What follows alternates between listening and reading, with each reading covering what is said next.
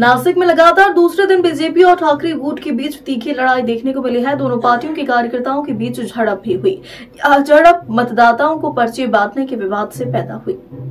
इस झड़प में सुधाकर बडगुजर शिवसेना के 2 कार्यकर्ता घायल हुए। घटना के बाद नासिक की अंबड़ पुलिस स्टेशन के सामने भारी भीड़ जमा हुई। पुलिस ने हस्तक्षेप किया और भीड़ को वापस जाने के लिए कहा। इस समय विधानसभा चुनाव के रणक्षेत्र में बीजेपी और शिवसेना की उद्धव बालासाहेब ठाकरे पार्टी के कार्यकर्ताओं के बीच झड़प हो रही है। घटना नासिक की सड़कों के सावता नगर इलाके की है। यहाँ बहस शिवसेना पार्टी के उम्मीदवार सुधाकर बडगुजर और बीजेपी उम्मीदवार सीमा हीरे के कार्यकर्ताओं के बीच हुई। इस झड़प में कुछ लोग घायल हुए। इसी विधानसभा क्षेत्र में बीजेपी नेता पंकजा मुंडे की सभा थी। बताया जा रहा है कि यह घटना उस वक्त हुई जब बैठक चल रही थी। इस घटना के बाद दोनों गुटों के कार्यकर्ता अंबड़ पुलिस स्टेशन इलाके में जमा हुए। उनके बीच विवाद भी हुआ।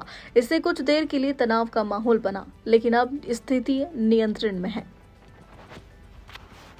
पूर्वी पण असे आरोप अनेक वेळा त्या व्यक्तीने केले आहेत। चोराच्या उलट्या बॉम्ब असतात। स्वतः नीच कृत्य करायचं आणि दुसऱ्याला आरोपी बनवायचं ही कृती काही बरोबर नाही।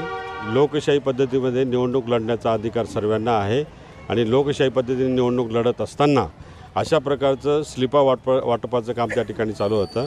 स्लिपा वाटप करणाऱ्या युवकाला यांनी डायरेक्ट जाऊन मारहाण केली आणि जर तुम्हाला वाटत होतं की पैशांची वाटप होत असेल तर तुम्ही पोलीस प्रशासनाला सांगायला पाहिजे होतं, पण आम्हाला काही गरज नाही पैसे वाटप करायची। स्लिपा वाटप करण्याचं काम करत असताना ते थांबवण्याचं काम, दादागिरी करण्याचं काम, 10-12 गुंड येऊन तिथं रिव्हॉल्वर काढून त्याला धमकी देण्याचं काम, उलट्या रिव्हॉल्वरने त्याला सद्दाम या मुलाला मारहाण केली आणि त्याचा रक्तबंबाळ झालेला आहे। ही वस्तुस्थिती आहे।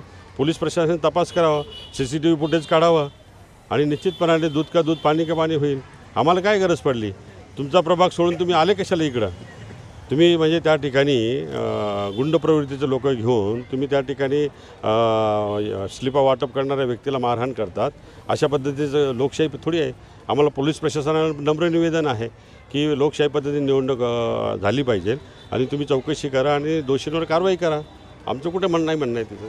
आणि जे निवडणूक निर्णय अधिकारी आहे, निवडणूक आयोगाला सुद्धा आम्ही पत्र लिहितो आहे की पोलीस प्रशासनाने निश्चितपणाने त्यामध्ये कारवाई करावी की अशा पद्धतीने लोकशाही पद्धतीने निवडणूक लढवत असताना पोलिसांनी एकतर्फी निर्णय घेऊन कोणाला तरी फेवर करायचं आणि कोणाला तरी हे करायचं, पण चौकशी करा। तुम्ही CCTV फुटेज काढा तिथलं। नाही, पण भाजपचे उमेदवार सहित आहे, त्यांनी ते मला सांगितलं ते योग्यच, त्यांनी जे मला सांगितलं ते आपण जे बोलताय तेच योग्य, परंतु हे फार गंभीर गोष्ट आहे।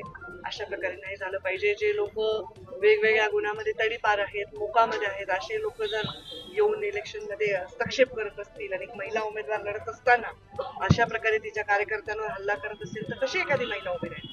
तर हे चुकीचं आहे। याचा मी निषेधही करते आणि तात्काळ चौकशी करून कोण संशयित आहेत आणि कोण ज्यांनी केले त्यांना तात्काळ अटक करण्यात यावी अशी पोलिसांकडून आपल्याला काही आश्वासन देण्यात आलेलं आहे? नक्कीच पोलिसांचं आश्वासन आहे की ते तात्काळ कारवाई करणार। नाशिक शहरातली ही दुसरी घटना आहे सेम याच पद्धतीनं स्लीप वाटण्याच्या मध्ये। एकूण स्लीप वाटले जाते, पैसे वाटण्याचे जे प्रकार होत आहेत त्यावर अंकुश ठेवला जात नाही असं दिसून येते। प्रशासन कमी पडतं नाही, मला असं वाटते की निवडणुकीमध्ये अशा घटना घडत असतात आणि त्या अत्यंत चुकीच्या आहेत आणि त्याला रोखायला गेलं की अशा प्रकारचे एक तर मसल आणि मनी पॉवरच्या जीवावर लोक निवडणूक लढायला जातात आणि ते अत्यंत चुकीचं आहे। आता एक चांगल्या मेरिटचा व्यक्ती, चांगलं काम करणारे व्यक्ती जर काम करत असेल तर अशा पद्धतीने मसल आणि मनी पॉवर पण राजकारणामध्ये परत ऍक्टिव्हेट झाले तर या महाराष्ट्राला हे चांगलं चित्र आहे।